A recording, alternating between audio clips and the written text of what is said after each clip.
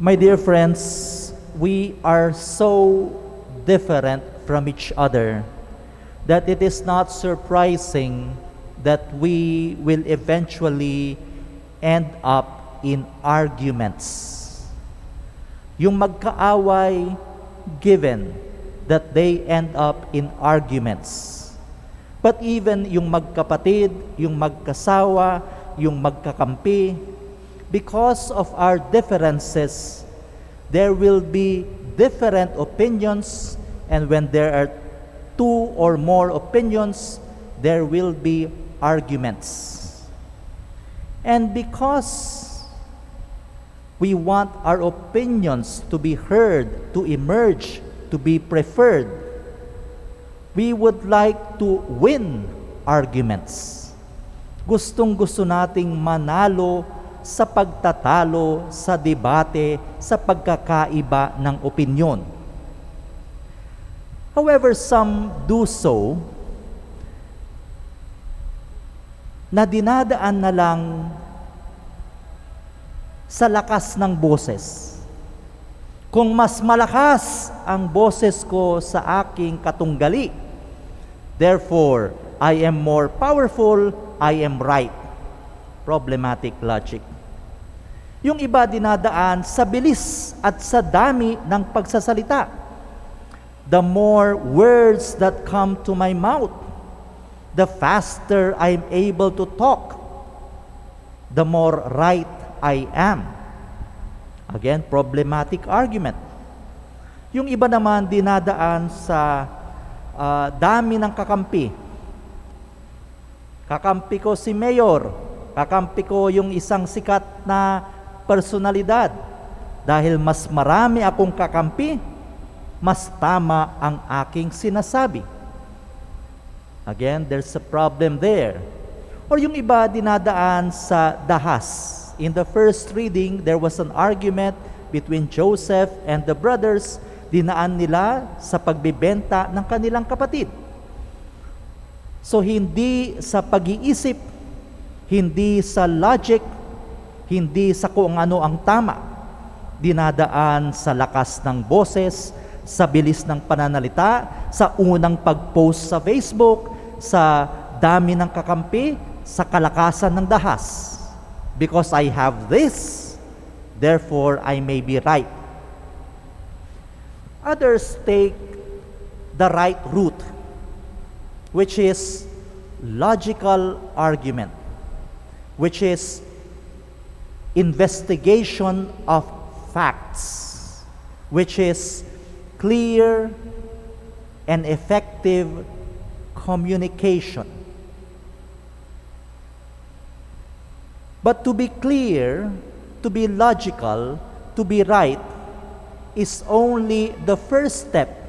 Inuulit ko, tama na logical dapat ang argument, tama na makatotohanan dapat ang ating pinaglalaban, tama na malinaw ang pagkaka-formulate ng ating mga kaisipan.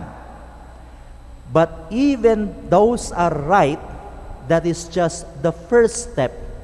Kung ang nakikipag-argue o nakikipag-diskusyon ay isang teacher. Why? It is not the aim alone of teachers to be right.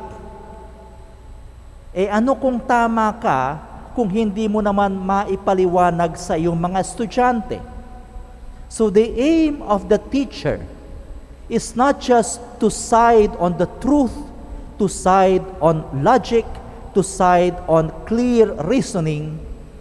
The aim of the teacher is to come across the other person. There is one philosopher, I think it was Merleau-Ponty.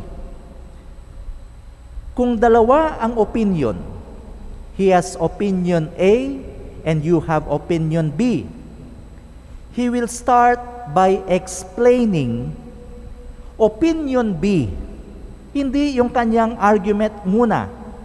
He will explain your argument. Ang aim niya, ipakitang mas naiintindihan niya yung posisyon ng kanyang kaaway kesa yung kaaway niya mismo. So if you have opinion B, Merleau-Ponty will start by explaining to you better your opinion. So much so that you, na-explain na nga yung opinion mo, will have to agree with him. Tama yung sinasabi mo, ganyan nga sinasabi ko. Kuhang-kuha mo, parehong-pareho tayo.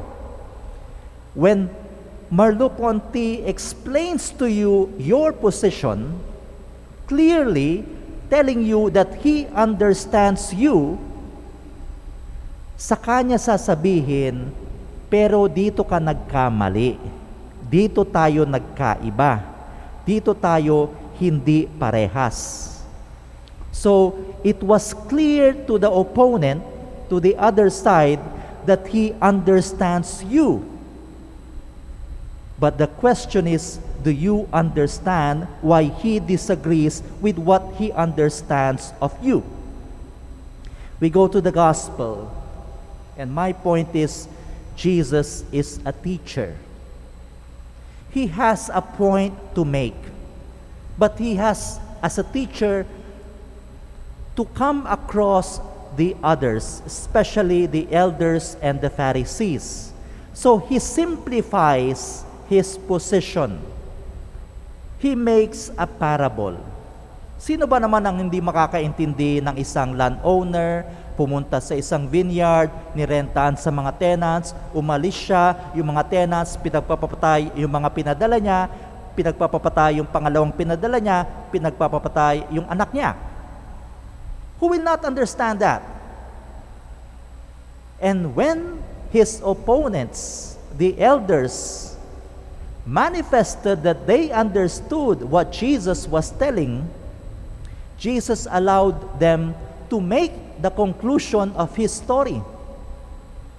So anong gagawin ngayon nung landowner? And readily, the Pharisee, the scribes, and the elders said, he will lease the land to other people. Sila mismo ang nag-explain ng position ni Jesus. Now that what Jesus wanted to say was clear, then the question arrives. Then are you ready for conversion? Naiintindihan niyo pala kung anong gusto kong sabihin. But understanding is not always translated into actions. So the gospel's challenge to the Pharisees, to the scribes, to the elders, because we have made things clear. Hindi dahil mas malakas ang boses, hindi dahil mas maraming kakampi, hindi dahil mas maraming armas, hindi dahil mas mabilis magsalita, hindi dahil mas unang nag-post sa Facebook. Now that we have logically, clearly made things clear, then Jesus asked, are you ready to translate this into action? In particular, are you ready to translate this reasoning, this agreement, into conversion? The Lenten season asks us the same question. We understand our weaknesses, we understand our difficulties, we know deep in our hearts our sins, we know where we are weak. Jesus has lovingly explained to us what goodness, what truth, who God is by His example. Then the question hangs, are we ready for conversion? Are we ready to translate what we understand into action? Again, Jesus does not want to come across as a debater, as someone who argues. Jesus is a loving teacher. A teacher wants results from his or her students. A teacher wants success to see out of his students. A teacher wishes only the best for His students. That is the invitation of the Lenten season for us, to be the best, not just of what we can be, but to be the best of who we ought to be.